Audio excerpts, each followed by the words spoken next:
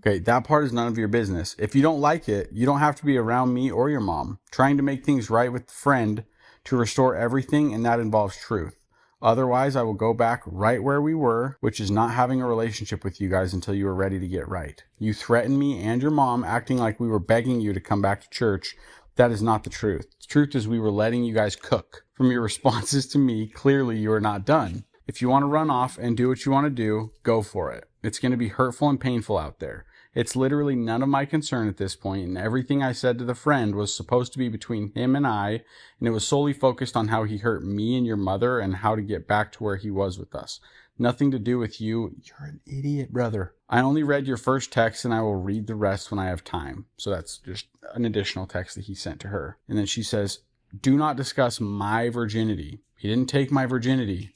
I don't care what you think or assume. He didn't take my virginity, and don't claim that he did. Dad, do not tell me what to discuss. My assumption was he did take it, and that hurt me as a father, especially from him who I trusted. Believe it or not, I have my own feelings, and in order for me to get right with him, I have to express the feelings that I have. Don't tell me to stuff my feelings. I hate you.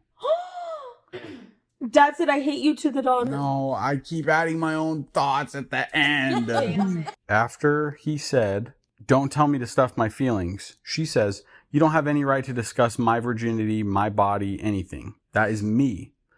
He says, when you're ready to talk to me as your father, then we will talk. Otherwise, don't text me no more. You can talk about me as a daughter, not as someone's sex toy. Ew. True. Dad says, the reason why I'm saying that is because you're bringing fire instead of actually trying to understand my perspective. You can talk about me as a daughter, not as someone's sex toy. Then he says, the reason why I'm saying that is because you're bringing fire instead of actually trying to understand my perspective. Then his next text says, that's not what I was doing if you read my text. So he's defending himself. And then OOP says, you were telling my friend that you hated him in the moment because he stole my virginity. Forgive and forget and move on. He didn't steal my virginity. He didn't take my virginity. I didn't give him my virginity. Your perspective is wrong. These are all separate text messages. And then he says, these are my exact words, and this is the last time I will share with you what I am speaking to him in private. And she says, I don't care what the rest of your stuff, I don't care what the rest of your stuff you think. That part of you is very wrong.